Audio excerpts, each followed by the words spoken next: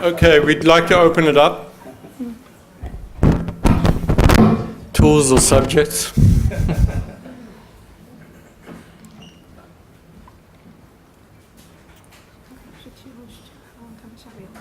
Wow, driven to silence? This is scary.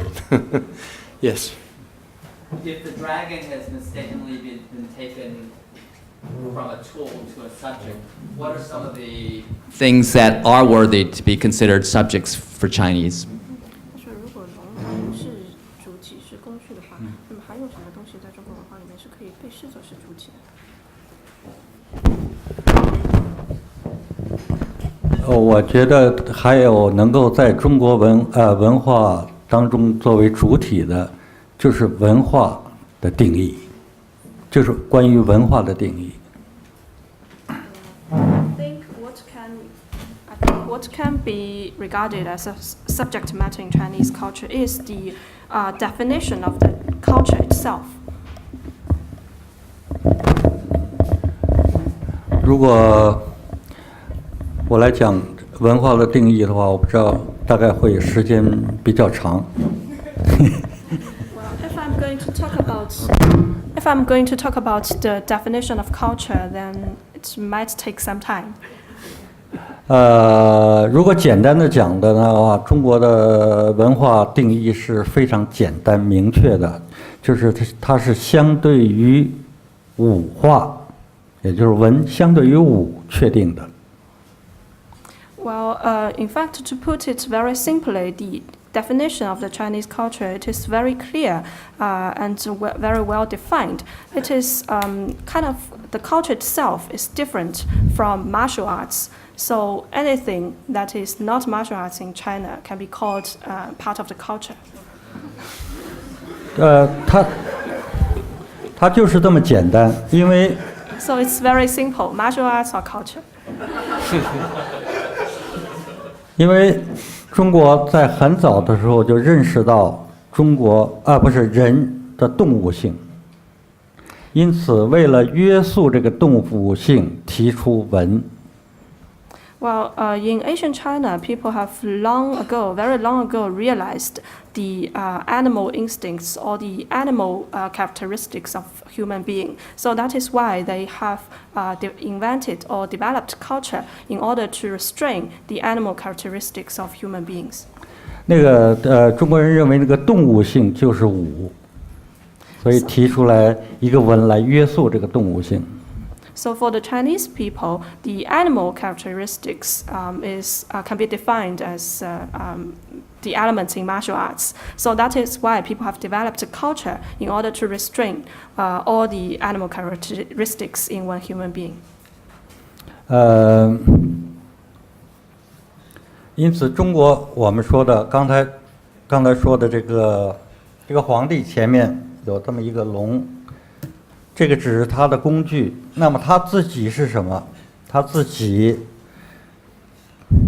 是文。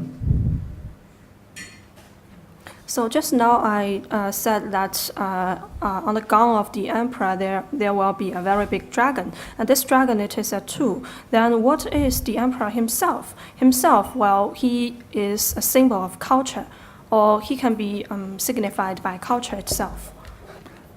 下面的可能难翻一点啊，但是还是能够说明白的，就是中国皇帝对于自己就是后人，就是他死后，中国有这样一个规矩，就是你这个皇帝死了以后，后人给他一个字，来评定他的就是成就。最高级的是文宗、文帝。下一级不是文是孝，再下一级才是武。也就是说，假如这个皇帝给他的是武字的话，他的级别不高。Well, in the Chinese culture, after one emperor dies, the people will evaluate this emperor according to all the achievements he has made and give him a name. And people use this name to define whether this emperor has been a good one or a bad one or a not so good one. So the best name given to an emperor after his death is an emperor of one, that is culture. So if I say one emperor is associated with the name of culture, then this emperor is in the best range. And the second range is the emperor who treats his parents with much respect. So very, filial. I forgot the word. Yeah, so actually this is a second level name given to an emperor after his death. And the worst name given, or not so good name given to an emperor after his death is the emperor's people links him with martial arts or with power or something like that. So if you bump into an emperor's name after his death that is linked with martial arts or power, then this emperor hasn't been a very good one, hasn't been one in the first range. 所以从上到下，整个的中国就认为文是 number one， 武是以下的。那么我们说到孝，孝这个字大概在其他的文字里非常有难对应的一个，因为它是一种制度，它是个制度，也就是父母老了以后，子女要供养他，一直到他去世。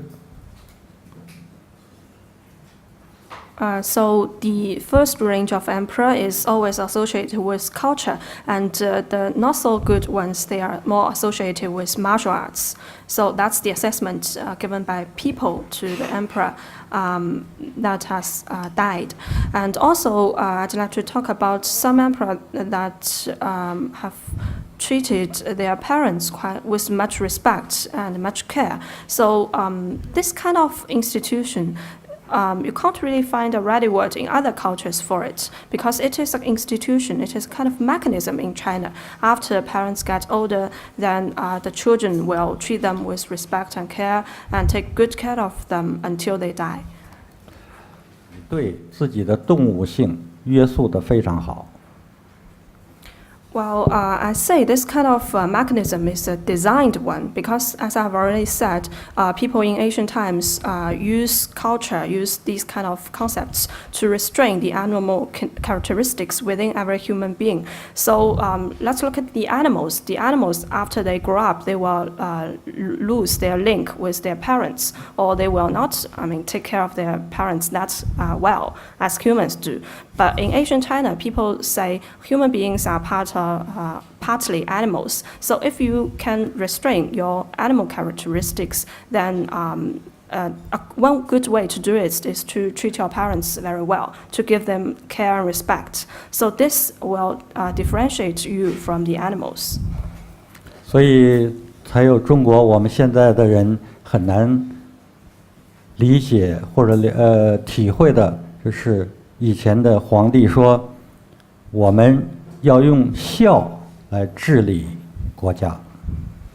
So modern people, including the modern people in China, they will sometimes find it very difficult to understand why the emperors in ancient China used this mechanism to govern their society, to govern their country. The emperors, they say, well, if I let everybody treat their parents with care and respect, then this can also contribute to my governing of the country. This will make my subjects, will make my people more easy to rule. 所以这个其实就是还是文的这个意思，就是约束的这个意思。所以呢，约束我们的动物性是中国的主体。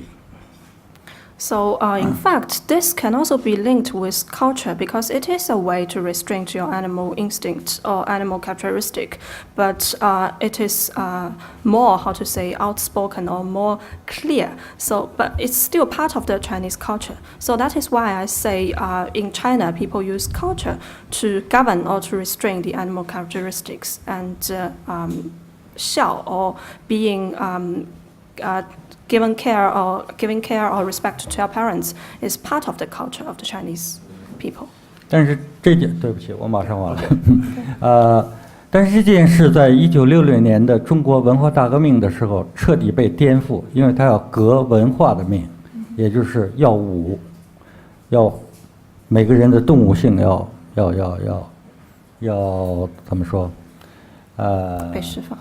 被释放，所以这个影响一直影响到今天，我们现在，所以假如很多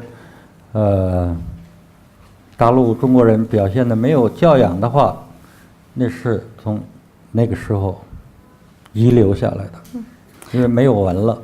But unfortunately, the Cultural Revolution took place in 1960, and the Cultural Revolution was for martial arts or for power, because they want to totally change the society through the kind of power, not through culture. So they want to overthrow everything that is linked with culture. So the animal characteristics that have always been restrained by people along the history of China have been unleashed during the Cultural Revolution, and this kind of happening has a strong impact even to today's China. So maybe today you will find a lot of Chinese people that are not so polite or are not so courteous. That is some kind of impact by the Cultural Revolution, because the Cultural Revolution totally changed our cultural standing. It's overthrown our past culture.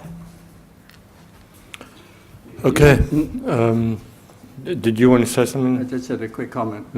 Go ahead. I think there's some interesting things being said now, because it's like another way of responding to that question about tool, not a tool and not a subject, is say that today everything is representative only in its unrepresentativeness. Right? Like Shanghai, China, for example. Yes. And no, I mean, is it representative of China? It's representative only in terms of its unrepresentativeness. Like martial arts, for example. You can take that as like China or the dragon and so on. But all these things have both a kind of representativeness and a kind of unrepresentativeness. Right? And I think it's that mixture, which is also what we need to talk about. I'm Andrea. To pick up on this a bit, the question again of the mistake, right, of the instrumentality that becomes a subject, I think really illustrates, the tension there is in the title Designing China, where design on a first glance, right, would be rather on the side of the instrumental or the medial, whereas China would be on the side of identity, the subject. But I think what is really the tension and the challenge here is to think both sides with the opposite without blurring the boundaries totally. 我觉得你刚刚说的是工具而不是主体性，它其实也是给中国设计带来一个难题，因为就是说一般设计都是设计工具而不是设计主体的，但是现在因为这个就是中国它这里更加要设计的是一种身份，一种这种个性，所以说可能在真正设计的过程中，因为设计总是和工具相关，不太和主体相关，所以要平衡好两者关系是比较难，也是比较具有紧张冲突的。但是这样说，你要不要回应一下？我不是特别掌握的。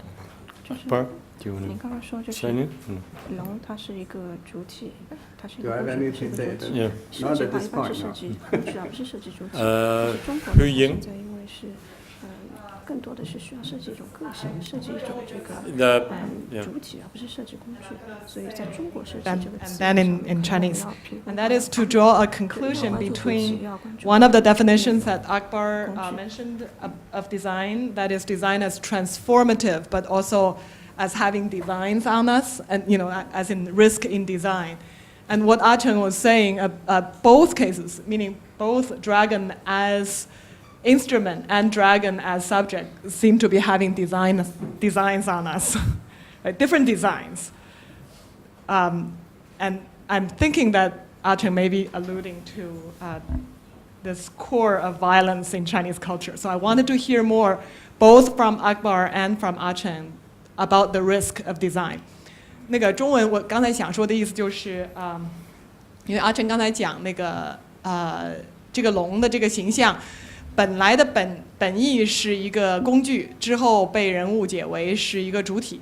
那我想在这个两层面里面都有一个好像对着大众有一种那个怎么说，让有点教化的意思，就是文也是教化。那个侯德健那首歌里后，从86年大概就有了吧，还是87年的时候就有那个歌，对后来的那一代人也有一个教化的作用，但是两个都有不同的那个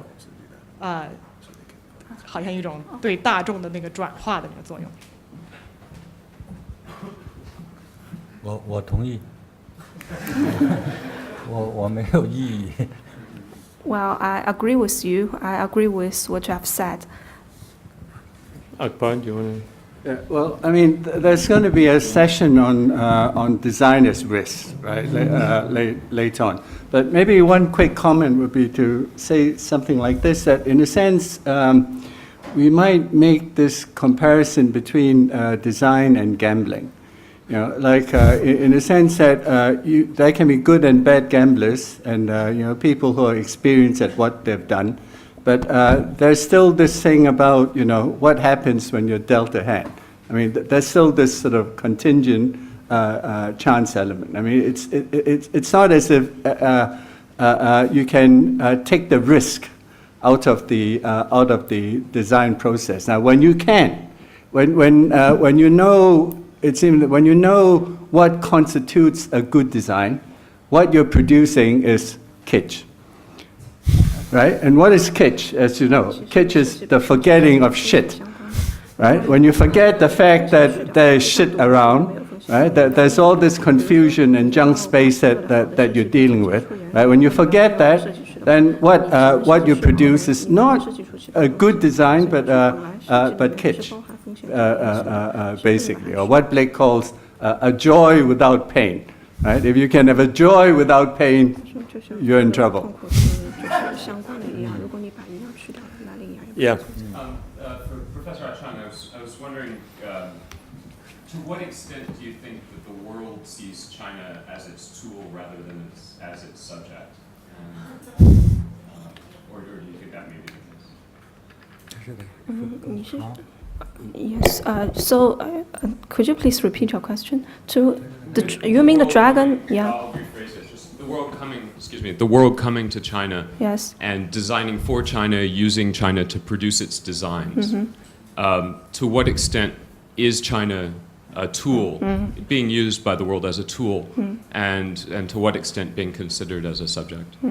那么就是他说现在呢有很多这个国外的方面，他们也进入中国，然后希望就是说运用就是中国的设计，或者是拿设计到中国来生产。那么从你的这个角度去看的话，有多少外国人他们就说是把中国是看成一种工具，有多少是把它看成一个主体呢？如果他把中国看成龙的话，就是把中国看成工具了。So I say if a foreigner treats, or if the world treats China as a dragon, then that means the world is treating China as a tool, as an instrument. 所以我说就是，所以如果我们不是就是80几年的时候，整个的这个形象或者符号设计。中国变成一条龙，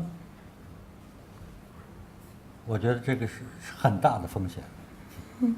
So during the 1980s, when the song was quite popular and everybody in the world treats Chinese people as descendants of the dragon, that means our symbol or the figure that represents China is the dragon. And that was a huge mistake. And that was a very risky design, I should say.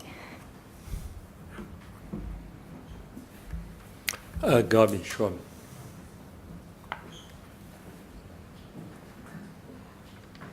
This is, I'm Gabi Schwab. This is a question mainly for Ackbar. I was intrigued by the remarks you made about the disconnect between the eye and the mind.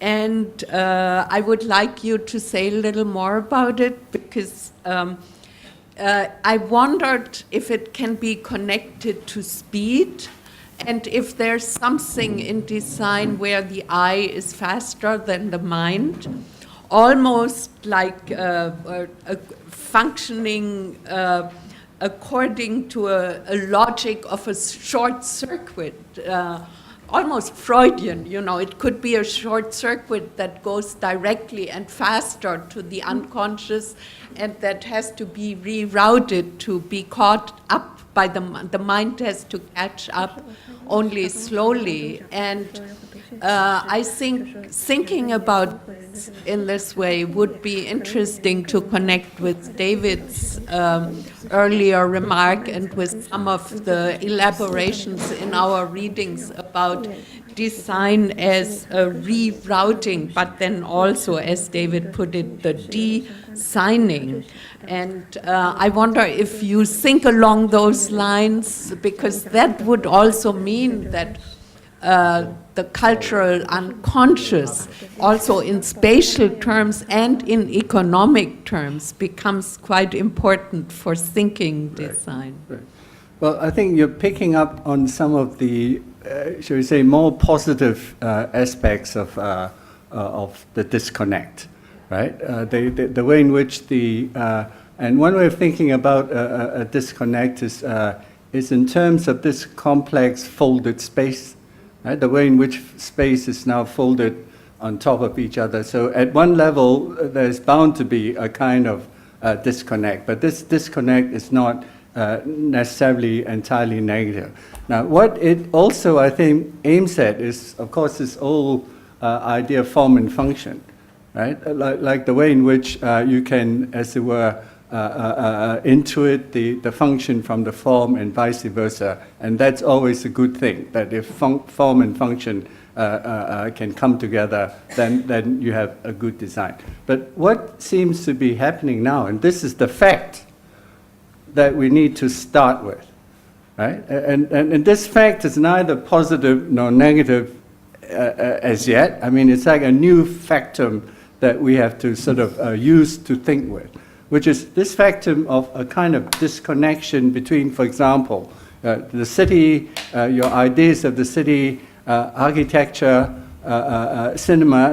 It's not as if you can just go seamlessly, right, from one to the other, as if all these were things that went on parallel tracks. I mean, they're going in all sorts of ways. There's some kind of connection, but the connection, I think, strikes us to begin with as a disconnection.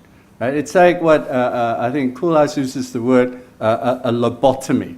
You know, and a good example would be his own work, like the CCTV building is a kind of lobotomy.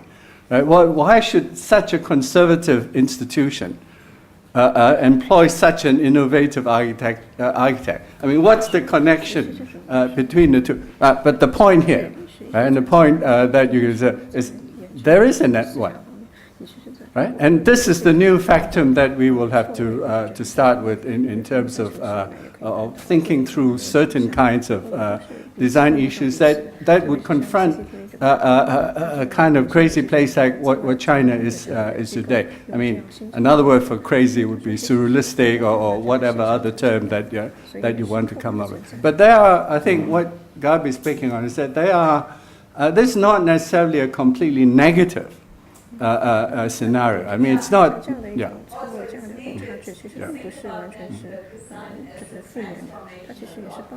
Yeah. Right. Yeah. Right. I mean, the only problem with terms like transformation, creativity, right, innovation, is that all these terms are completely loaded.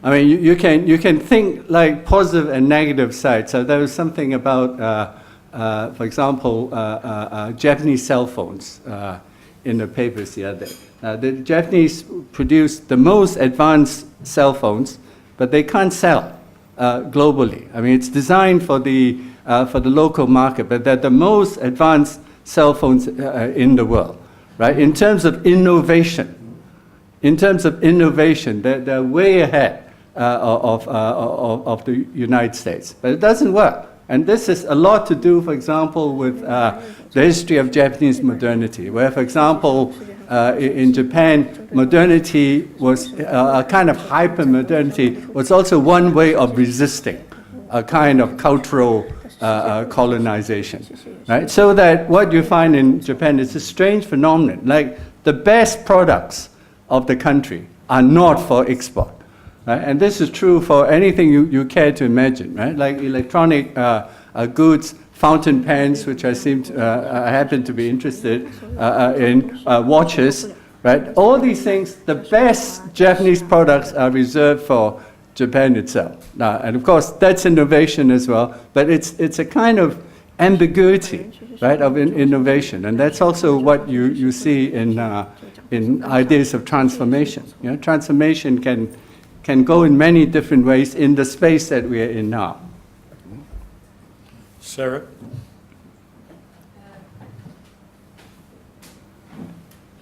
It's a question for Ackbar and to some extent for David. It comes to the question, having said what you've said, of how we read.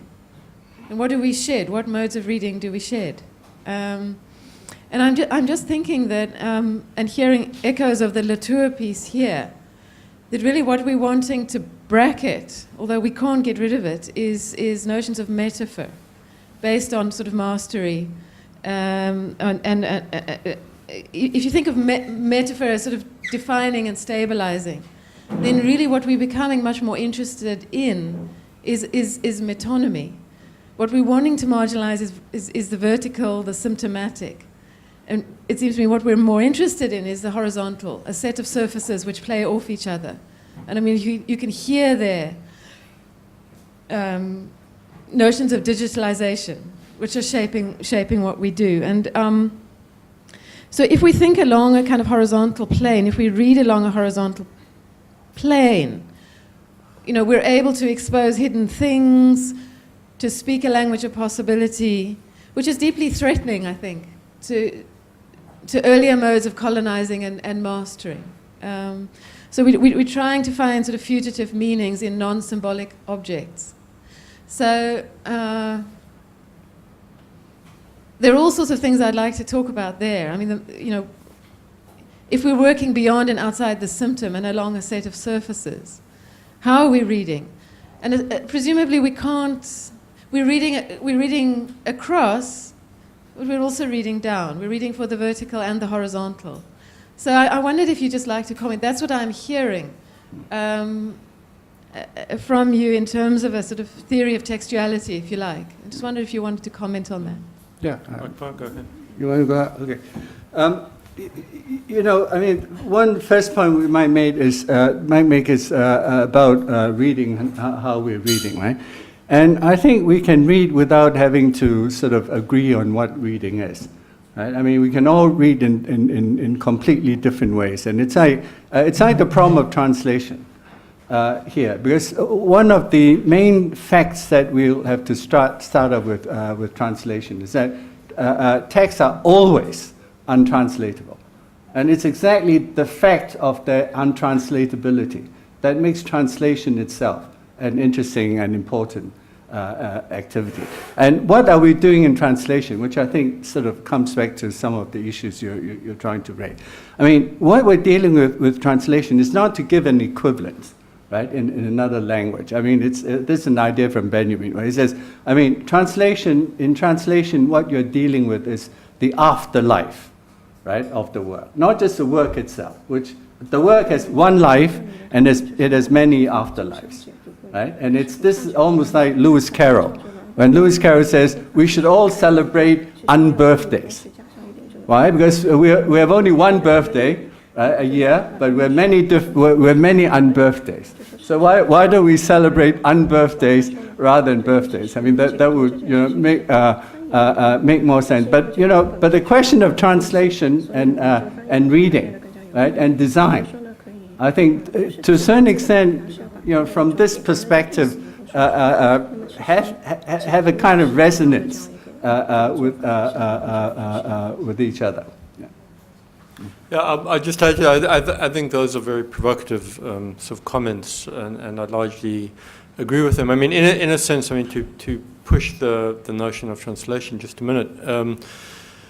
Metaphor is the residue, in a sense, of a literality of translation, right? So kind of, I mean, you know, we all know how that it's the most difficult element of whatever it is we're trying to translate. So when, you know, in reading, I mean, sort of finding, in a way, a measure, right, not taken literally, of translatability sort of has so deeply to do with metaphor. So in one sense, I think sort of you put your finger on it. I mean, in a sense, metaphor is also the I hesitate to say measure here, but I use it sort of metaphorically. Metaphor is, in a sense, the measure of the possibility of design itself, right? I mean, what is the play of design itself that is enabled through these sets of meaning making? I was, in a way, slightly taken aback at the. I think I only half agree with the reference to digitalization as simply about horizontality. I mean, obviously one can see that quite quickly.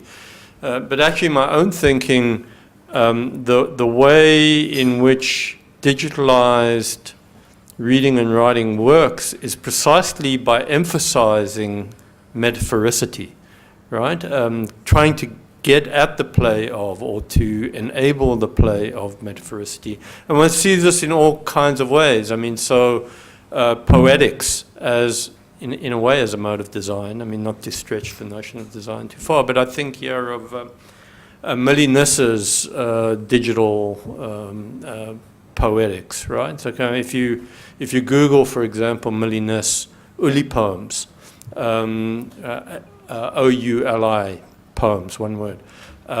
You begin to see both the play of the design of poetry itself and its play upon metaphoricity, precisely enabled through its digitality, right? So I think there are things actually to be played with, to be mined, to be thought about in both in the relation of notions, concepts, words to each other, and the production of, not just the invocation of metaphor in order to convey, but the production of metaphor through the putting of things together, which is. So do you think that the notion of redesigning, remaking, remixing happens along a sort of metaphorical axis? Because I was saying that it happens along a metonymic axis, which is just as much about meaning making as the old metaphorical axis. I would say it happens at both levels. Right, that's good.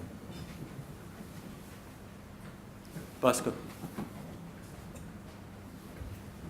I wanted to make a quick distinction that I think has some bearing, will have bearing on what we're talking of here, which is design. David, you probably know where I'm going. It's the distinction that I want to make between risk and uncertainty, because this keeps coming up. Ackbar's talked about risk and David has talked about contingency. And if you look at the history of ideas, particularly say in statistical theory or economics, risk is the level of not knowing or not being sure about certain states, but we know what states might happen, all the possible states. So for instance, the very basic idea would be it might rain or it might not rain today. And we said there's a 60% chance of rain. So we assign a probability to those states, right? 40, 60. But uncertainty pertains to a more radical kind of contingency where you don't even know what states might obtain in the future. So it's literally leaping into the great void, not knowing what we design for. So that kind of radicalizes the very notion of design itself, not just as recombining, revising, retooling, but sort of being able to play catch up in a way. And that sort of forces us, I think, to think about design in other ways, which both, I think, David and Ackbar already brought up. but I noticed that this distinction remains there implicitly in many of the readings that we make, but sometimes there's also slippage between the two. I'm going to add some questions, Shannon. Yeah, there's a mic here. There's been an undercurrent that I'd like to bring out, and maybe if you talk a little bit more about. There have been certain words that have come up through many of the introductions around the use of good, what's good design. And I was curious to maybe have you elaborate on when you spoke about state planners in China, and you referenced them as lesser designers. What would it mean to be a lesser designer or to be a greater designer? And what are the implications for the audience or the purpose of design? And if it would help you in thinking through that, when you mentioned about CCTV and the use of Cool House, why is that odd? And you mentioned that it's an odd connection, odd perhaps for them to have used Cool House. So I'd wonder if are we assuming that there's some list that's germane of associations? And maybe have you talk a little bit more about that specifically, how it relates to China, this notion of lesser, better, greater connections we assume to be acceptable or we assume to be strange. Can I quickly, Yeah, go ahead. just a quick answer would be, what are lesser designers? Lesser designers are literal-minded designers. I mean, as long as there's a kind of literal-mindedness that comes into whatever you do, no matter what the literalness is. I mean, it could be, Derridian theory, and you can be very literal-minded about Derridian theory. When that happens, of course, I think you can say it's we're dealing with lesser design. Now, why is it odd that you have why is CCTV and Cool House odd? You go to the Third Ring Road and you see this building there, and it's quite striking, and you think this would be something that would house, I don't know, IBM or something like that. Well, maybe not. No, that might not be. But it might. So you think it was this really sort of avant-gardist. Another control of our lives. Well, for example, and this is something I think is it odd that Disney has taken over 42nd Street? I mean, in New York, right? 42nd Street, which is, the sleazy area where all the porn cinemas were. And of course, Disney comes in and cleans it up. And 42nd Street is now, where you find family entertainment. Now, is that odd? It's quite odd to me. I mean, it's quite odd to New Yorkers who people who have lived there. Is it odd that you have Guggenheim in Bilbao? I mean, a kind of, until that moment, a completely unknown Spanish town to most people, right? You plonk the Frank Gehry Guggenheim in it, and suddenly, it's the Bilbao Guggenheim. And of course, that's what's happening too, of course, in China, right? This whole Bilbao effect, right, which is sort of taking place here. Is it odd? I mean, yeah, it's odd, and it's not odd because it's odd, but it's a completely everyday occurrence. That's the point I was trying to make. Is it odd? Yes, it's odd, but it has the oddness of the everyday. Right? We'll take one or two last questions, Simon Leung, and then sorry, you'll be the last one. I think that China is a very specific case, and because I'm actually working on something that has to do with working in a Cool House building, so I have something to say about that later. But I think that there's another way to think through this appropriation of a star architect for CCTV. And one of the ways that we can think about it may be through Pierre Bourdieu's notion of the intellectual field, in which he supposes that intellectuals, and I would include architects, artists in that, is that what is specific about the value of intellectuals is the autonomy of the intellectual, the perceived autonomy of the intellectual. And he places the intellectual within, in his schema, a structure which is the dominated section of the ruling class. And therefore, as somebody who's an artist and has worked in the art world for 20 years, not only do I not find it odd, I find it absolutely predictable, because what an institution wants from me in their appropriation of, you know, my work, my name, whatever, is this perception of autonomy that I'm supposed to guarantee for the institution. The institution can be a very conservative institution. For example, I was commissioned by the Generali Foundation in Vienna, a very established insurance company, which was famous for not only being one of the oldest insurance companies in the world, but also in the late 1990s, denying Holocaust victims compensation.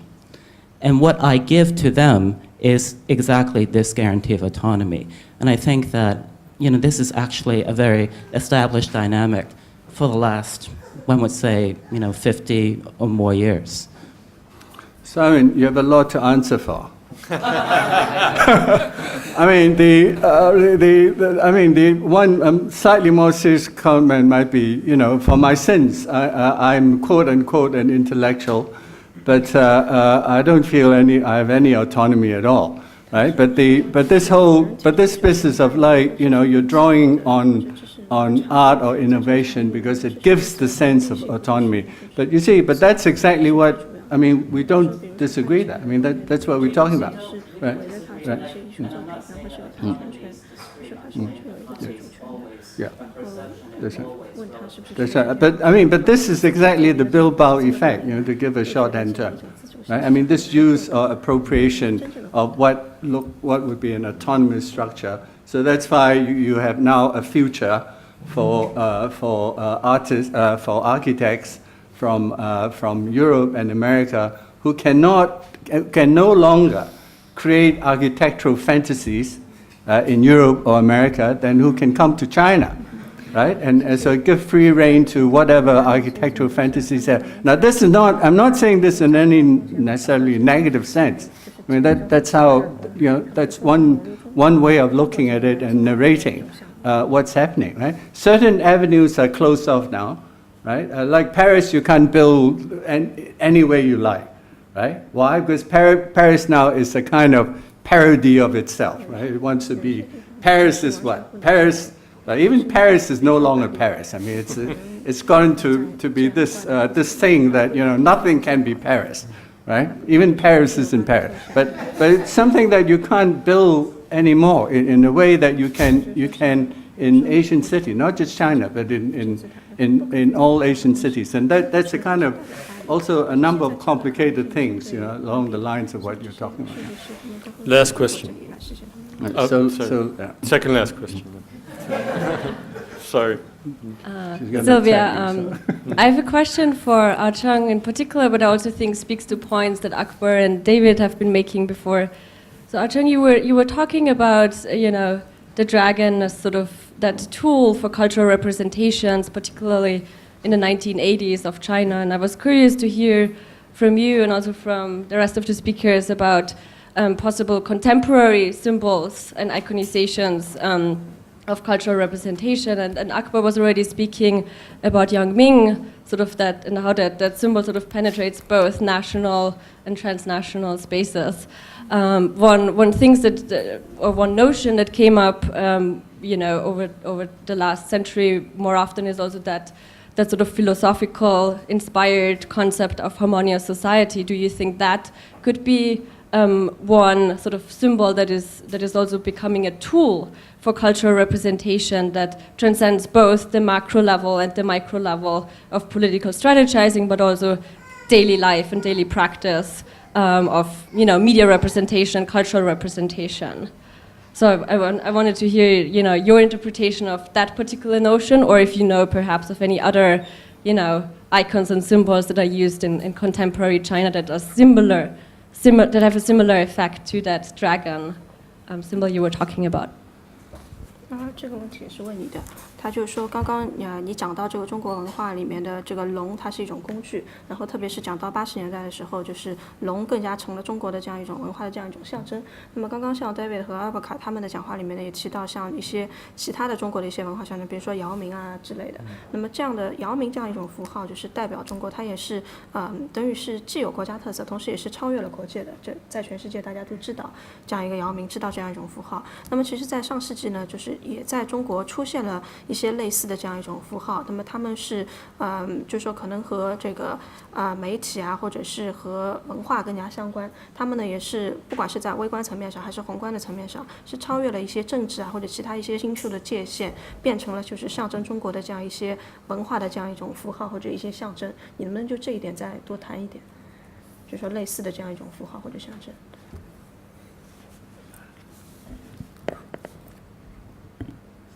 我只是觉得，龙的这个符号是在上个世纪被重新赋予它另外一个意义，这是有很大风险的，有非常大的风险。我觉得姚明没有那么大的风险。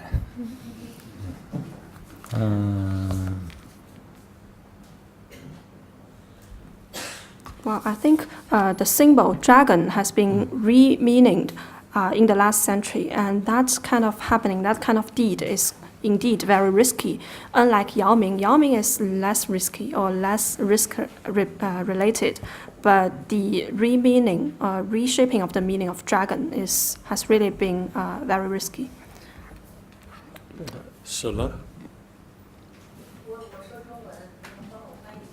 好，行，没问题。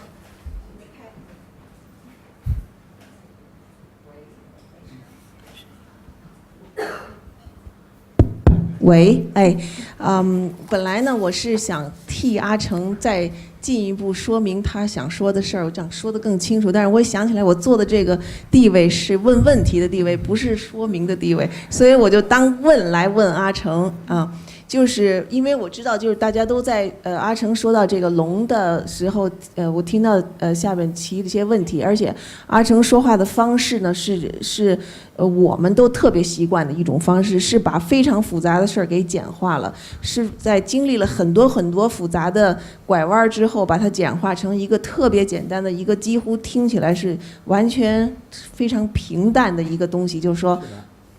这龙然后特别简单的说，这龙是工具。然后呢，所以呢，但是你们听惯了这种大学的那种语言的时候，就可能就觉得怎么这么简单呢？就是这样的话。那我呢，就是说，这样的我就不替他说了哈，我就这样的话，我问你是不是我的理解是对的？就是说，在一个完全自己把自己误会的这样的一个国家，和别人也同时已经误会了我们那么多年的这样一个国家，而且我们有一个特别误会的符号，是在胸上还是头上，在所有地方，就是谁都误会，我们自己也误会。就在这样一个情况下，今天你们到中国，你们是不是看到中国的所有东西，和你们今后在看到所有中国的设计和中国的文化，是不是应该拐一个弯儿？对自己，如果是中国人的话，对自己可能应该打很多问号；和别的人看我们的话，是不是你们也应该打很多问号来看我们的文化和我们怎么说的说出来的事情和做出来的事情，是不是这意思？I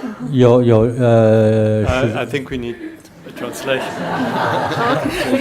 Well, I have a question for Arten. Well, in fact, by raising this question, I'm really helping him to make some clarification here, because I just now I wanted to answer the question for him, but I don't think it's very good, because he is the speaker on the stage and I'm just sitting in the audience.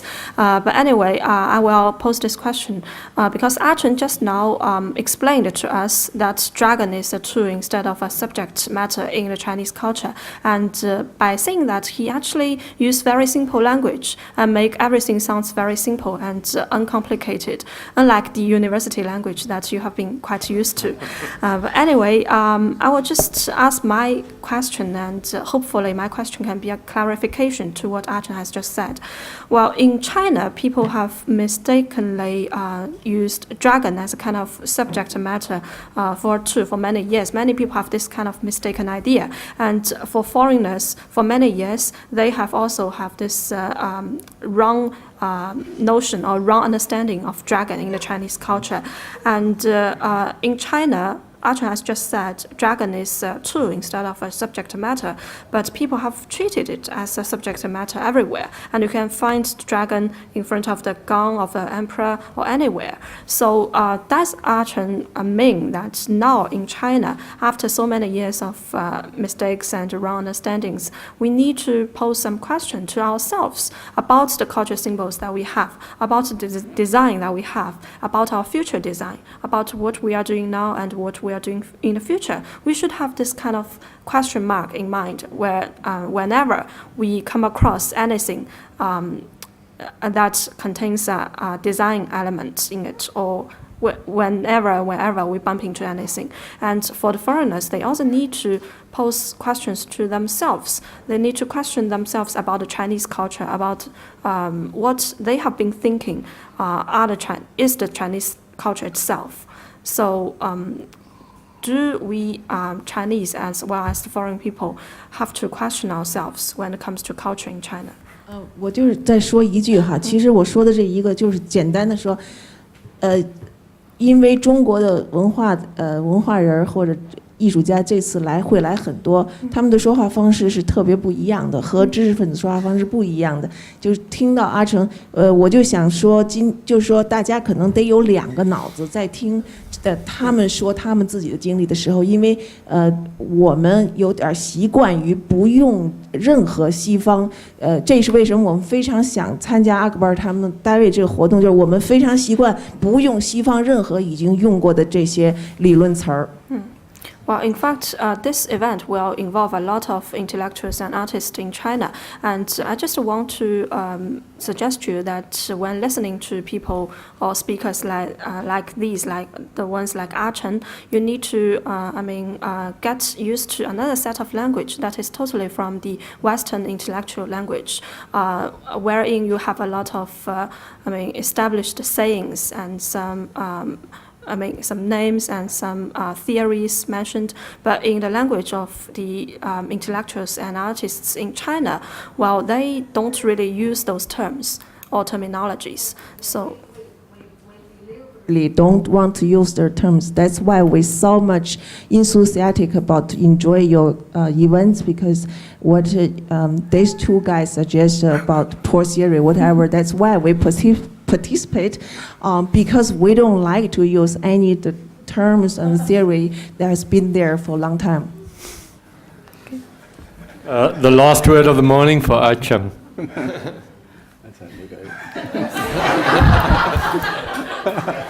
OK， 我忘掉刚才他问什么。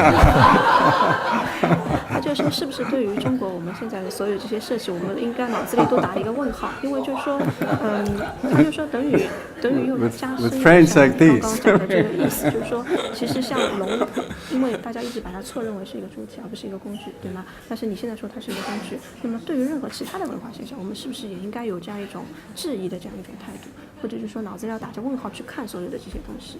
是的，是的。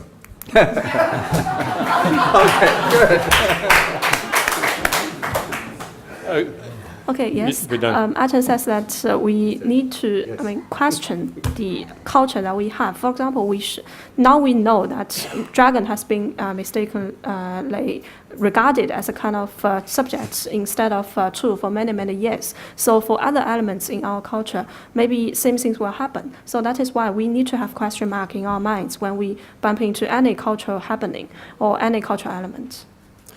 Okay, that brings the morning to a close. We'll reconvene at 2 o'clock in this room. I think it stopped raining.